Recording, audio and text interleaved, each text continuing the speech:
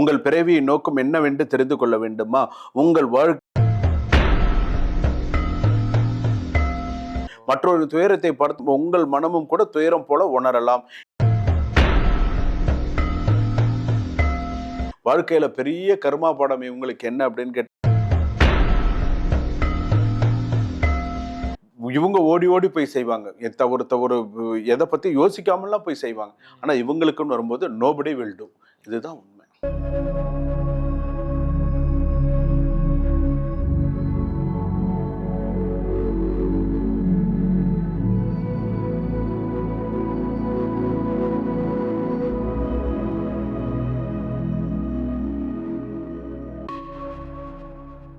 ஆன்மீக பரிகார நேயர்கள் அனைவருக்கும் அன்பான வணக்கங்கள். இன்னைக்கு நமக்கு ஒரு அற்புதமான டாபிக்ல 12 ராசிகளுக்கும் பேசுறதுக்காக யார் வந்திருக்காங்க அப்படின்னு பாத்தீங்கன்னா, இவங்க மக்கள் ஜோதிடர், வாஸ்து நிபுணர், ஹோம சக்கரவர்த்தி அப்படின்னு இவங்களை சொல்லலாம். நிறைய ஹோமங்கள் செய்யக்கூடிய மக்கள் ஜோதிடர் டாக்டர் ராஜ்குமார் சிவாச்சாரியார் ஐயா அவர்கள் தான் வந்திருக்காங்க. வணக்கம் சார். வணக்கம். எப்படி இருக்கீங்க? நல்லா இருக்கேன் மேம். உங்களுடைய பதிவுகள் எல்லாம் ரொம்ப சிறப்பா இருக்கு சார். நிறைய பதிவுகள் கொடுக்குறீங்க. அதுவும் இல்லாம நிறைய கோவில்களை பத்தி மக்களுக்கு சொல்றீங்க. புராதன கோவில்கள் நிறைய பேருக்கு தெரிஞ்சிருக்காது. இந்த கோவிலுக்கு போனா கஷ்டம் தீரும் அப்படின்னா தீருது. நிறைய பேர் அந்த கஷ்டங்களை நிவர்த்தி பண்ணிக்கிட்டு நமக்கு கமெண்ட்ஸ்லயும் ரெகுலரா சொல்றாங்க. உங்களுக்கு பர்சனலா மெசேஜும் வந்திருக்கும். ரொம்ப ஹாப்பியா இருக்கு. சோ நம்மளால முடிஞ்ச ஏதோ ஒரு சின்ன சின்ன நல்ல காரியங்கள் மக்களுக்காக நம்மளும் செய்யறோம் அப்படின்னு நினைக்கும் போது ரொம்பவே சந்தோஷம். இன்னைக்கான தலைப்பு நம்ம டிஸ்கஸ் பண்ணும்போது நீங்க சொன்னீங்க, ஆக்சுவலா ஒவ்வொரு மனுஷனும் பிறந்த பிறவிக்கு ஒரு அர்த்தம் இருக்கும். அவனோட பிறவி எடுத்ததற்கான விஷயம், அந்த அர்த்தம் என்ன அப்படின்றத அவன் தெரிஞ்சுக்கிட்டான்னா இந்த லைஃப் ஃபுல்லா சூப்பரா அவனுக்கு அமைஞ்சிரும் அப்படின்னு சொல்லிட்டு இருந்தீங்க. சோ அதவே இன்னைக்கு ஒரு டாபிக்கா கேட்டுடலாம் அப்படின்ட்டு தான். நீங்க சொல்லுங்க சார், எதனால இந்த பிறவியின் நோக்கம் என்ன? இப்ப மேஷத்துல இருந்து மீனம் வரைக்கும் ஒவ்வொரு நபரும் பிறந்திருப்பாங்க. மேஷத்துல எத்தனையோ கோடிக்கணக்கான மக்கள் இருப்பாங்க. சோ அந்த பிறவி எடுத்ததன் நோக்கம் என்ன அப்படின்னு அவங்களுக்கு தெரிஞ்சதுன்னா சோ ஒரு ஹாப்பியா இருக்கும். சோ நம்ம இதுக்காக தான் பிறந்திருக்கோமா, நம்மளோட நோக்கம் இதுதானா, இந்த பாதையில நம்ம செல்லல அப்படின்னா அதற்கான நிவர்த்தி பரிகாரம் இருந்தாலும் அதையும் நீங்க நீ கண்டிப்பா சொல்லணும். முதல்ல இந்த பிறவியின் நோக்கம் என்ன அப்படின்னா என்னன்றத மக்களுக்கு சொல்லிருங்க. கண்டிப்பா மேம், கண்டிப்பா. ஜனனி ஜன்ம சௌக்கியானாம் வர்தனி குலசம்பதாம் பதவி பூர்வ புண்ணியானாம் லிங்கேதே ஜன்ம பத்திரிகா கஜானனம் பூத கணாதி சேவிதம் கபித்த ஜம்பு பலசார பக்ஷிதம் உமாசுதம் சோக விநாச காரணம் நமாமி விக்னேஸ்வர பாதபங்கஜம். மகாகணபதி துணை கொண்டு நவகோள்களின் துணை கொண்டு ஆதித்யாயச்ச சோமாய மங்களாய புதாயச்ச குரு சுக்ர சனிபியஸ்ச ராகவே கேதவே நமஹா. உலகெங்கும் வாழக்கூடிய ஆன்மீக பரிகாரம் நேயர்கள் அனைவருக்கும் வணக்கம். நான் உங்கள் மக்கள் ஜோதிடர் டாக்டர் ராஜ்குமார் சிவாச்சாரியார் பேசுகிறேன். எல்லாரும் எப்படி இருக்கீங்க? நலமா இருப்பீங்க நம்புறேன். உண்மையிலே இன்னைக்கு மேம் ஒரு விஷயம் கேட்டிருந்தாங்க, நாங்கள் டிஸ்கஸ் பண்ணும்போது நீங்கள் சொல்லியிருந்தீங்க அப்படின்னு சொன்னாங்க. உண்மையிலேயே பிறந்த பிறவியின் நோக்கம் அப்படிங்கிறது ஒரு விஷயம் உண்டு. ஒவ்வொருத்தரும் ஒவ்வொரு நோக்கத்திற்காக பிறந்திருப்பாங்க. ஒவ்வொருத்தரும் ஒரு ஒரு நோக்கத்திற்கு நான் வாழ்க்கையில் இதை செய்யணும், நான் வாழ்க்கையில் இந்த மாதிரி விஷயத்த நான் பண்ணணும்னு நினைக்கிறேன் அப்படின்னு சொல்லி ஒவ்வொருத்தருக்கும் ஒவ்வொரு விஷயங்கள் உண்டு. இதில் பார்த்தீங்கன்னா நிறைய விஷயங்கள்ல ஒரு விஷயம் என்னென்ன மேம், சில பேருக்கு தன்னுடைய நல்ல பணம் சம்பாரிச்சு நிறைய வெளிநாட்டில் இருப்பாங்க, நிறைய இருப்பாங்க. என்னுடைய பூர்வீக மண்ணுக்கு நான் திரும்பணும் அப்படிங்கிற ஒரு எண்ணம் இருக்கும், ஆசை இருக்கும். என்னுடைய பூர்வீக மண்ணுக்கு நான் திரும்பணும். எப்பயோ போயிருப்பாங்க, அந்த பூர்வீக மண்ணுக்கு திரும்ப வேண்டும். அதே போல முன்னோர்கள் அதாவது ஒரு விஷயத்தை செய்யாம விட்டு இல்லைன்னா செஞ்சு பாதியில நின்னதை நான் எடுத்து முடிக்கிறேன், நான் எடுத்து, அது கோவிலா இருக்கலாம், வீடா இருக்கலாம், கேள்விப்பட்டிருப்பீங்க. முன்னோர்கள் செய்ய முடியாததை இந்த தலைமுறையினர் எடுத்து நான் எடுத்து செய்யணும்னு நினைக்கிறேன், நான் எடுத்து பண்ணணும்னு நினைக்கிறேன், இதை நான் செய்யணும்னு நினைக்கிறேன் அப்படின்னு செய்யறது. மூணாவது பார்த்தீங்கன்னா சில பேர் வயதானவர்கள், சில பேர் அவங்களுடைய குழந்தைகளுக்கெல்லாம் ஒரு சில விஷயங்கள் சொல்லுவாங்க. நான் இல்லைனாலும் இதெல்லாம் நீ செய்யணும், நான் இல்லைனாலும் இதெல்லாம் நீ நம்மளுடைய பரம்பரை இதெல்லாம் இருக்கு, ஸோ இதெல்லாம் நீ பார்க்கணும் அப்படின்னு சொல்லுவாங்க. இந்த எண்ணங்கள்லாம் மீண்டும் மீண்டும் ஏன் வருது?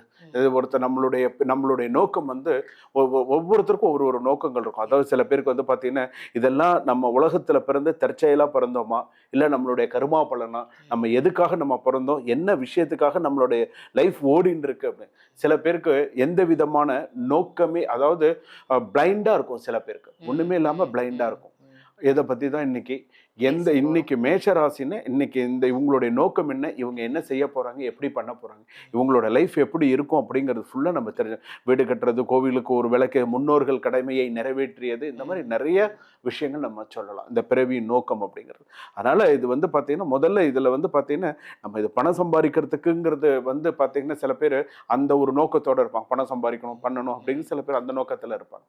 சம்பாரிச்ச பணத்தை சேர்க்கறதுக்குன்னு ஒரு சில பேருக்கு ஒரு நோக்கம் இருக்கும். நம்ம இதை இப்படி வாங்கணும், இங்க இடம் வாங்கணும், அங்க வீடு கட்டணும், எல்லாமே இருக்கும் அப்படிங்கிற சிலருக்கெல்லாம் இருக்கும். அதனால இந்த ஒவ்வொருத்தருடைய ராசிக்கும் எப்படி இருக்கு அதோடைய அர்த்தத்தை, பிறவியின் அர்த்தத்தை தேடினால், உன்னுடைய பிறவியின் அர்த்தத்தை நீ தேடினால் நீ அடுத்த உன்னோட லைஃப் நீ இன்னும் மெச்சூர்ட் ஆயிடுவ. இப்ப கொஞ்சம் மெச்சூர்டா இருக்கு அப்படின்னு சொன்னா உன்னுடைய லைஃபோட அர்த்தத்தை நீ தெரிஞ்சுட்டேன்னு சொன்னா நீ இன்னும் நிறைய மெச்சூர்ட் ஆயிடுவ. பெரிய அதுக்கப்புறம் நீ பேசுறதும் உன்னுடைய செய்கையும் உன்னுடைய விஷயமும் அவ்வளவு ஒரு மாறுதலா இருக்கும்.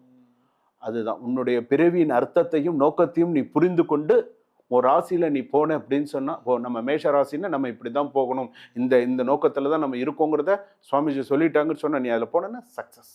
சூப்பர், ரொம்ப அருமையா சொல்லியிருக்கீங்க. இன்ட்ரோவே ரொம்ப சூப்பரா இருந்தது அப்படின்னு தான் சொல்லணும். இப்போ ஒவ்வொரு ராசிக்குமா நம்ம கண்டிப்பா மேம், கண்டிப்பா மேம், ஒவ்வொரு ராசிக்குமான அந்த உயர்வான நோக்கம் என்ன அப்படின்னு நம்ம பார்த்துட்டு வரோம். அந்த வகையில இன்னைக்கு நம்ம பார்க்க போறது மீன ராசி. மீன ராசி நேயர்களுடைய நோக்கம் என்னவா இருக்கும், அந்த நோக்கத்தை, அந்த லட்சியத்தை அவங்க அடையணும் அப்படின்னா எந்த ஆலயத்துல வழிபாடு செய்வது சிறப்பு, அது நீங்க சொல்றதுக்கு முன்னாடி நீங்க மீன ராசியா இருந்தா கண்டிப்பா கமெண்ட்ல போயிட்டு உங்களுடைய நோக்கம் என்ன, உங்க லட்சியம் என்ன, இது நான் ரொம்ப நாளா நினைச்சிட்டு இருக்கேன், எனக்கு இன்னும் நிறைவேறல அப்படின்றத கமெண்ட் பண்ணுங்க, கண்டிப்பா நிறைவேறும். சொல்லுங்க சார். மீனராசி அப்படின்னு சொல்லும்போது உத்திரட்டாதி நட்சத்திரம் மீனராசி, புரட்டாதி நட்சத்திரம் மீனராசி, ரேவதி நட்சத்திரம் மீனராசி. உங்கள் பிறவியின் நோக்கம் என்னவென்று தெரிந்து கொள்ள வேண்டுமா?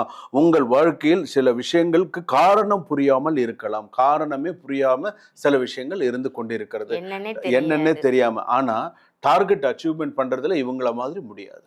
டார்கெட் அச்சீவ்மெண்ட் பண்ணணும்னா கண்டிப்பாக பண்ணுவாங்க. சில விஷயம் தெய்வ பக்தி உண்டு, தெய்வ சிந்தனைகள் உண்டு, எல்லாமே உண்டு. உங்கள் வாழ்க்கையில் சில விஷயங்களுக்கு காரணம் புரியாமல் கூட இருக்கலாம். சில மனிதர்களை பார்த்தவுடன் ஒரு விதமான ஈர்ப்பு கூட ஏற்படலாம் அப்படின்னு சொல்லியிருக்கேன். நான் இதற்கு முன்பு இங்கே வந்திருக்கிறேன் போல இருக்கிறது, நான் இதுக்கு முன்னாடி இங்க வந்த மாதிரி இருக்கேன், கேள்விப்பட்டிருக்கேன், அவங்களை எங்கேயோ பார்த்த மாதிரி இருக்கு, நம்ம இங்க வந்த மாதிரி இருக்கே, அந்த விஷயங்கள்லாம் அவங்களுக்கு சில நேரங்களில் காரணமே இல்லாமல் உங்கள் மனம் கனத்து போகலாம். மற்றொரு துயரத்தை பார்த்து உங்கள் மனமும் கூட துயரம் போல உணரலாம்.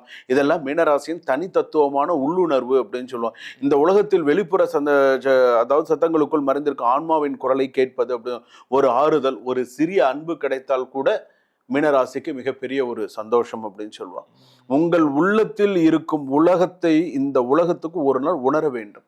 உங்க மனசுல இருக்கிறத இந்த உலகம் ஒரு நாள் உணர வேண்டும் அப்படின்னு சொல்லுவாங்க. வாழ்க்கையில பெரிய கர்மா பாடம் இவங்களுக்கு என்ன அப்படின்னு கேட்டா, எல்லாரையும் காப்பாற்ற முடியாது என்பதை ஏற்றுக்கொள்வது. எல்லாரையும் காப்பாற்ற முடியுமா? இறைவனால மட்டும்தான் எல்லாரையும் காப்பாற்ற முடியும். இறைவன் யாராவது விதிச்சிருந்தால் தெய்வ ரூபத்துல யாராவது வந்து காப்பாற்றுறது அப்படிங்கிறது. ஒருவர் கஷ்டப்பட்டால் அவருடைய வழியை உங்கள் மனதில் எடுத்துக்கொள்வீர்கள். வாழ்க்கை ஒவ்வொருத்தருக்கும் ஒரு வாழ்க்கை பயணம் இருக்கு. ஆனா அந்த வாழ்க்கை பயணத்தை கரெக்டா கத்துக் கொடுப்பாங்க. நீ இந்த வழியில போ, உனக்கு இந்த வழியில போனா உனக்கு சரியா இருக்கும், உனக்கு இப்படி போனா உனக்கு நல்லா இருக்கும் அப்படின்னு ஒளிமறைவு இல்லாமல் சொல்லி கொடுப்பவர்கள் யாருன்னு கேட்டா மீனராசிக்காரர்கள். அதெல்லாம் உண்டு.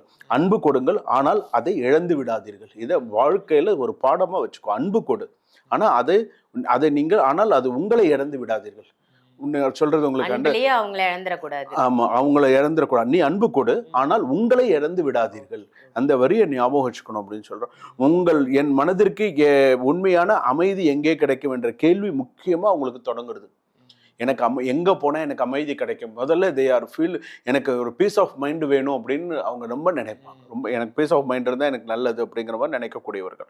நீங்கள் பேசும் ஒரு வார்த்தை, நீங்கள் கொடுக்கும் ஒரு ஆறுதல், நீங்கள் செய்யும் ஒரு சிறிய நன்மை உங்கள் வாழ்க்கை உண்மையான அடையாளமாக மாறும். நீங்க செய்யக்கூடிய ஒரு சில விஷயங்களும் உண்மையாக மாறும்.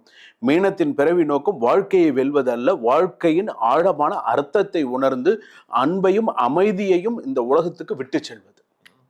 ஸோ இதெல்லாம் நீ ஞாபகம் வச்சுக்கணும். நீ உங்கள் இருப்பால் இந்த உலகம் எவ்வளவு மென்மையானதாக மாறியது அப்படிங்கிறத நீ உணரணும். நம்ம இருந்தோம், 4 பேருக்கு நல்லது சொன்னோம், நம்ம இப்படியெல்லாம் இருந்தோம், இப்படியெல்லாம் வழி காமிச்சோம் அப்படிங்கிற மாதிரி இருக்கணும். உன்னுடைய பிறவியின் நோக்கம் சிறப்பாக இருக்கும், உயர்ந்து இருக்க வேண்டும் அப்படின்னு சொல்லியிருக்கு.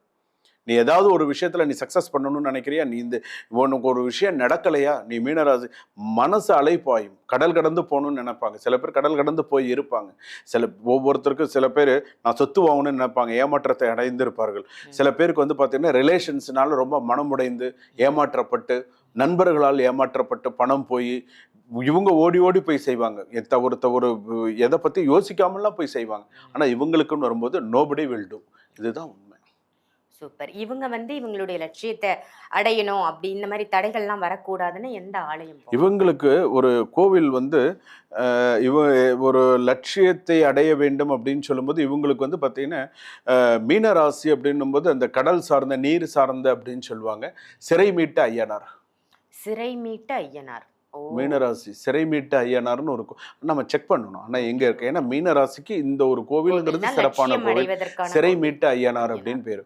நீ ஏதாவது ஒரு ஒரு ஒரு ஒரு ஒரு 4 செவத்துக்குள்ள நீ கஷ்டப்பட்டு இருக்கிற மாதிரி நீ ஃபீல் பண்றியா, என்னால ஒரு விஷயம் சக்சஸ் பண்ண முடியலன்னு நீ நினைச்சுட்டு இருக்கியா, என்னால ஒரு விஷயம் நான் போராடிட்டேன், என்னால இதுக்கப்புறம் முடியல, நான் வெறுத்து போயிட்டேன் அப்படின்னு நீ நினைக்கிறியா, சிறை மீட்ட ஐயனாரை போய் பார்.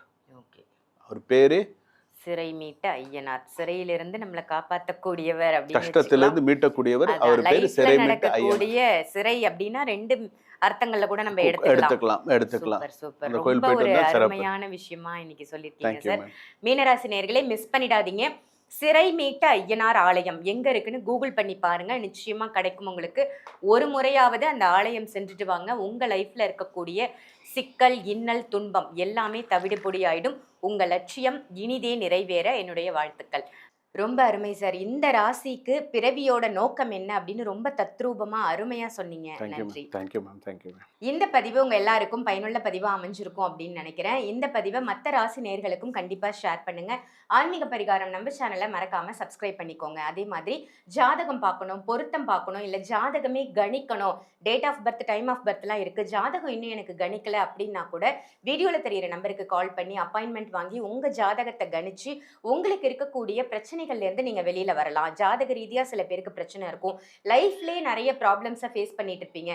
இந்த பிரச்சனைகள்ல இருந்து எப்படா நான் வெளியில வர போறேன், எனக்கு என்ன தசாபுக்தி நடக்குது, எதனால எனக்கு இவ்வளோ ப்ராப்ளம் இருக்கு, கடன் தொல்லை ஏன் இருக்கு, திருமணம் தடையாவே இருக்கு, ஏன் இன்னும் கல்யாணம் நடக்கல, குழந்தை ஏன் இன்னும் பிறக்கல, சொந்த வீடு ஏன் இன்னும் அமையல, இப்படின்னு ஒவ்வொருத்தருக்கும் ஒவ்வொரு விதமான பிரச்சனைகள் இருக்கும் இல்லையா?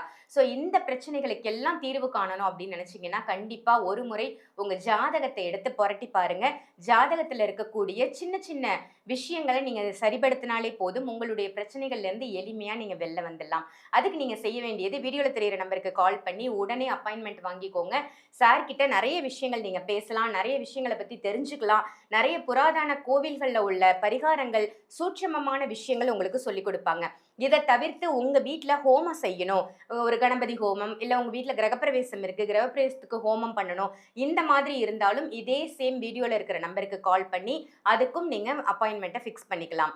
ஆன்லைன் கன்சல்டேஷனும் இருக்கு, டைரக்ட் கன்சல்டேஷனும் இருக்கு, அதையும் பயன்படுத்திக்கோங்க.